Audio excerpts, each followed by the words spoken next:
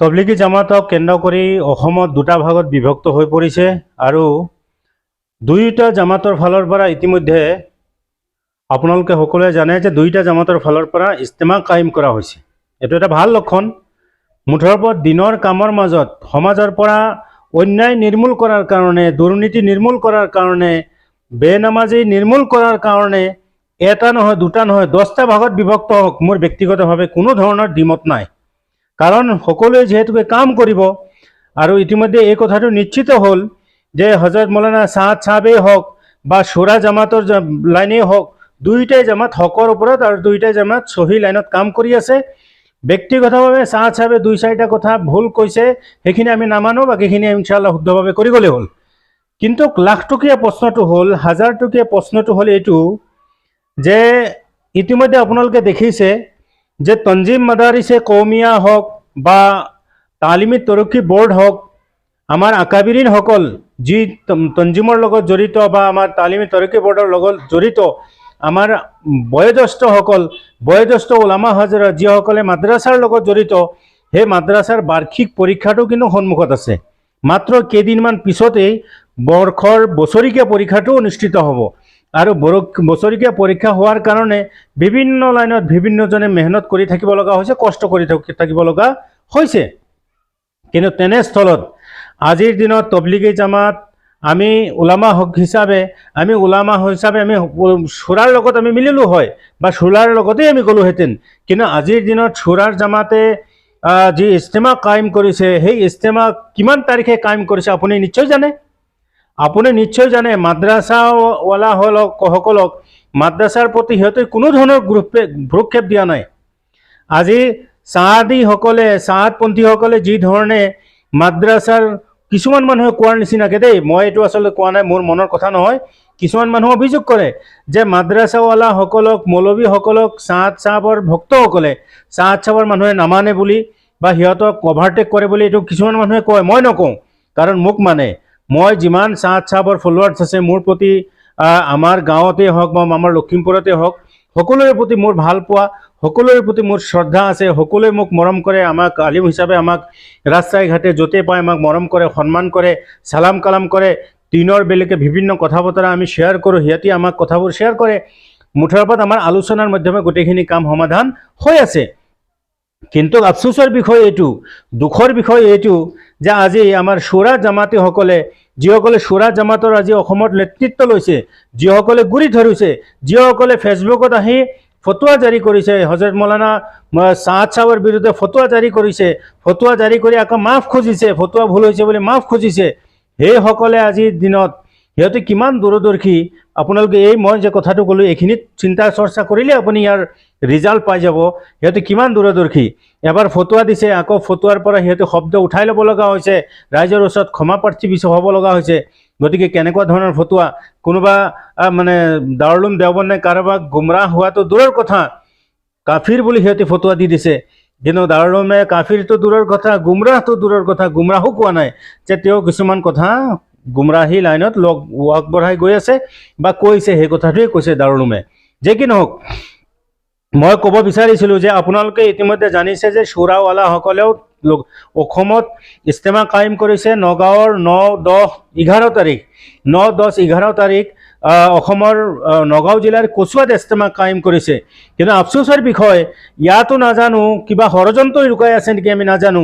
কাৰণ যি সময়ত বা তঞ্জিম মাদাৰিছে কৌমিয়া হওক বা তালিমি তৰক্কি বোৰ্ড হওক, এই দুয়োটা বোৰ্ডৰ অসমৰ ভিতৰত লাৰ্জেষ্ট যি দুটা বোৰ্ড আছে মাদ্ৰাছাসমূহ পৰিচালনাৰ কাৰণে, বেচৰকাৰী মাদ্ৰাছাবোৰ পৰিচালনাৰ কাৰণে যি দুটা বোৰ্ড আছে, এই দুয়োটা বোৰ্ড পৰিচালনাৰ সময়ছোৱাত, অৰ্থাৎ বছৰীয়া পৰীক্ষাৰ সময়টো আমি অকণমান গুৰুত্ব নিদিলোঁ। যে নহয়, আমাৰ শুৰাত যিহেতুকে আমাৰ ওলামা হজৰত বেছি জড়িত, গতিকে আমি ওলামা হজৰতৰ প্ৰতি অকণমান আমি নজৰটো ৰখা দৰকাৰ আছিল। আজি আমি সকলোৱে জানো যে যিহেতুকে এই কি কয়, শবে বৰাতৰ 1-2 দিন আগত, প্ৰত্যেক বছৰে শবে বৰাতৰ 1-2 দিন আগত মাদ্ৰাছাসমূহ বন্ধ হৈ যায়। এই বস্তুটো আমি সকলো ওলামা হজৰতে জানো, কিন্তু শুৰাৱালাসকলে এই বস্তুটো কিয় তেওঁলোকে গুৰুত্ব নিদিলে? শুৰাৰ যিসকল নেতৃত্ব লৈছে তেওঁলোকে কিয় নিজকে এই বস্তুটোৰ ওপৰত দূৰদৰ্শিতা দেখুৱাব নোৱাৰিলে যে আজিৰ তঞ্জিম মাদাৰিছে কৌমিয়া হওক বা তালিমী তুৰকী বোৰ্ডৰ বছৰীয়া পৰীক্ষাৰ সময়ত আপোনালোকে ইজতেমা কায়েম কৰিছে, মানে আপোনালোকে কি কৰিব বিচাৰিছে? মানে ইজতেমাও কায়েম কৰিব, উলামাসকলে জামাতত নোজোৰেও কৈ থাকে, আকৌ ইজতেমাও কায়েম কৰিব, গতিকে জুৰিব কেনেকৈ? আপোনালোকে সুবিধাটো ক'ত দিলে? গতিকে তঞ্জিমৰ ফালৰ পৰা হওক বা কি কয় তালিমী তৰকী বোৰ্ডৰ ফালৰ পৰা হওক, তেওঁলোকে আপোনালোকক কোনো অবজেকশ্যন নকৰে। কাৰণ এইটোৱে নকৰে, তেওঁলোকৰ এইটো এটা ছিষ্টেম, এইটো আমি জানিব লাগিছিলে। যদি মই এইটো প্ৰণয়ন কৰিছোঁ, মই যদি এই তাৰিখটো ডেটটো ফাইনেল কৰিছোঁ, তেনেহ'লে এইটো মোৰ ফিকিৰত থাকিব লাগিছিলে যে এই ডেটটো যিহেতুকে তঞ্জিম মাদাৰিছে কৌমিয়া হওক বা তালিমী তৰকী বোৰ্ডৰ বছৰীয়া পৰীক্ষাৰ সময়ত, মাদ্ৰাছাসমূহ বছৰীয়া পৰীক্ষাৰ সময়ত, গতিকে এই সময়তো আমাৰ উলামাসকল জুৰিব নোৱাৰে, এই সময়ত আলিমসকল আহিব নোৱাৰিব। গতিকে আমি বছৰীয়া মানে পৰীক্ষাটো শেষ কৰি লওঁ, অৰ্থাৎ সবে বৰাতটো আমি যদি পাৰ কৰি ল'লোহেঁতেন বা আমি যদি আৰু 4-5 দিন আগত ল'লোহেঁতেন, আমাৰ জানো কিবা অসুবিধা হ'লহেঁতেন? নিশ্চয় নহ'লহেঁতেন। কিন্তু আমি তাকে নকৰি আমি কিন্তু হয়তো নাজানো কাৰ ভুলৰ কাৰণে হৈছে, কাৰ এইটো চিন্তাধাৰাৰ এনেকুৱা ধৰণৰ চিন্তাই গা কৰি উঠিছে। গতিকে সেই আগতে যে ফটোৱা দিছিলে, সেই ফটোৱা দি আকৌ ক্ষমা বিচাৰিব লগা হোৱা, আকৌ এনেকুৱাই হয় নেকি যে ডেটটো আকৌ দি কোনোবাই মনে মনে আকৌ ক্ষমাই খোজে নেকি যে নহয় তঞ্জিম বোৰ্ডৰ মাদ্ৰাছা বোৰ্ডৰ বছৰীয়া পৰীক্ষা, মাদ্ৰাছা বোৰ্ডৰ যিহেতুকে বছৰীয়া পৰীক্ষা আছিলে, আমি তেতিয়া ভ্ৰূক্ষেপ নকৰিলোঁ, আমি তেতিয়া গুৰুত্ব নিদিলোঁ, কিন্তু আমি ভুলবশতঃ আমি 9, 10, 11 তাৰিখে আমি ডেট ফাইনেল কৰিলোঁ। গতিকে এই কথাটো হ'ব নালাগে। গতিকে আমি এই কথাটো হ'লে আৰু বেয়া হ'ব। গতিকে এইখিনিতে মই কওঁ যে আজি আমাৰ শ্বৌৰাৱালাসকলে যেতিয়া নেকি ইজতেমাৰ ডেটটো ফাইনেল কৰিছিলে, তেওঁলোকে মাদ্ৰাছাসমূহৰ প্ৰতি অকণমান নজৰ ৰাখিব লাগিছিল। কাৰণ আমি যেতিয়া ফটোৱা বিচাৰিছিলোঁ, সেই 115জন ব্যক্তিৰ ফটোৱা বিচাৰি আছিলোঁ, তেনেহ'লে আমি সেই মাদ্ৰাছাৱালাৰহে ফটোৱা বিচাৰিছিলোঁ। মাদ্ৰাছাৰ ফালৰ পৰা আমাকনো কি কয়, আমি সেইখিনি অকণমান গুৰুত্ব দিব লাগিছিল। আনহাতেদি ছাদ চাহাবৰ যি নিজাম আছে, দিল্লী নিজামুদ্দিনৰ ফালৰ পৰা ছাদ চাহাবৰ নেতৃত্বত যিটো নেকি তবলিগী জামাত চলি আছে, সেইসকলেতো দেখিছোঁ অসমত আকৌ ইজতেমা যে কায়েম কৰিছে, সেই ইজতেমাটো আকৌ সুবিধা কৰিয়েই দিছে। কাৰণ যিদিনাখন বছৰীয়া পৰীক্ষা শেষ হ'ব, অসমত মাদ্ৰাছাসমূহৰ বছৰীয়া পৰীক্ষা শেষ হ'ব, তাৰ পিছদিনাখনৰ পৰাই আপোনাক ওলাই যোৱাত সুবিধা দি দিছে। তাৰ পিছদিনাখনৰ পৰা আপুনি গৈ জামাতত গৈ শ্বৰীক হওক, তেওঁলোকৰ কথা শুনক, নিজে নিজৰ কথাখিনি পাতক, গোটেইখিনি কথা পতাৰ সুবিধা দিছে। কিন্তু আজি আফচোচৰ বিষয়, আজি শ্বৌৰাৱালাসকলে তেওঁলোকৰ দূৰদৰ্শিতাৰ কমি হোৱাৰ কাৰণে, দূৰদৃষ্টি তেওঁলোকৰ কমি হোৱাৰ কাৰণে আজি আমি উলামা হজৰতসকলে, মই যি ধৰণে আফচোচ কৰিছোঁ, হয়তো আজি এনেকুৱা আৰু মোৰ নিচিনা আৰু হাজাৰজনে আফচোচ কৰিব, যিজনে ধুবুৰীৰ পৰা আহিব লগা আছিলে, যিজন ধেমাজিৰ পৰা আহিব লগা আছিলে, যিজন ডিব্ৰুগড়ৰ পৰা আহিব লগা আছিলে, তেওঁলোকে হয়তো আজি আফচোচ কৰিব যে বছৰীয়া পৰীক্ষাৰ সময়ত শ্বৌৰাৱালাসকলে আমাৰ ইজতেমা কায়েম কৰিছে, গতিকে আমিতো সেই ইজতেমাত যাব নোৱাৰিম, তেওঁলোকে আফচোচ কৰিব। গতিকে মই এইখিনি কথাকে এইটো কাৰণে ক'লোঁ যে আজি যিসকলে জিম্মেদাৰী লৈছে বা ভৱিষ্যত দিনতো ল'ব, কমচে কম নিজৰ ৱক্তৰ ফালে, নিজৰ সময়ৰ ফালে, আৰু তাত আমাৰ মাদাৰিছসমূহৰ, আমাৰ মিল্লতৰ, আমাৰ খাস এই সম্প্ৰদায়ৰ কিবা বিশেষ প্ৰগ্ৰাম আছে নেকি বা থাকে নেকি, অকণমান নজৰ দিয়া দৰকাৰ আছিল।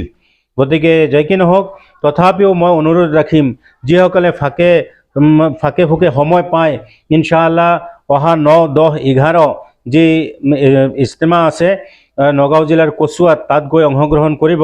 আনহাতেদি যদি এইখিনিত অংশগ্ৰহণ কৰিব নোৱাৰে, কমচে কম আমি তেজপুৰ জিলাৰ ঢেকীয়াজুলিত যি ইজতেমা আছে, সেইটো ইজতেমাত গৈ শ্বৰীক হৈ দোৱাত অংশীদাৰ হ'ম। আৰু যিহেতুকে মই আগতেই কওঁ, মই যোৱা ভিডিঅ'টো কৈছোঁ যে আমাৰ এই বছৰীয়া পৰীক্ষাৰ সময়ত, বছৰীয়া পৰীক্ষাটোৰ ফালে অকণমান হ'লেও আমাৰ উলামা হজৰতে বা আমি যিসকলে নেতৃত্ব লৈ আছোঁ, তেওঁলোকে গুৰুত্ব আৰোপ কৰিব লাগিছিলে, চকু নজৰ ৰাখিব লাগিছিলে। কিন্তু সেইখিনি নকৰিলোঁ। আমি মাদ্ৰাছাৱালাইনো আৰু কি খেদমত কৰোঁ, আমিতো মাদ্ৰাছা লৈয়ে অধিকাংশ সময় ব্যস্ত, মাদ্ৰাছাৰ ওপৰতে আমি কাম কাজ কৰি আছোঁ। নিৰ্দিষ্ট এখন কিছু কিতাপ, নিৰ্দিষ্ট কিছু কাম কাজ কাৰ্যপ্ৰণালীৰ ওপৰত আমি বিশ্বাসী, গতিকে সেইখিনিৰ ওপৰতে আমি কাম কৰি আছোঁ, অহা দিনতো কাম কৰি যাম।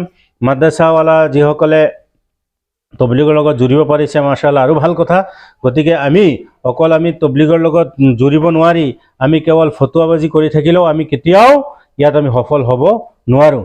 গতিকে পৰ্যাপ্ত পৰিমাণে আমাৰ যদি সময় আছে আমি ৱকটো দিওঁ, তবলিগী জামাতৰ লগত ৱক দিওঁ, মহল্লাই মহল্লাই ৱক দিওঁ। খাছ কৰি ইমামসকলে কমচে কম নিজৰ মহল্লাত সময় দিবৰ কাৰণে মই অনুৰোধ ৰাখি মোৰ চমু দুআষাৰ ইমানতে শেষ কৰিছোঁ। ধন্যবাদ। আসসালামু আলাইকুম ৰহমতুল্লাহ।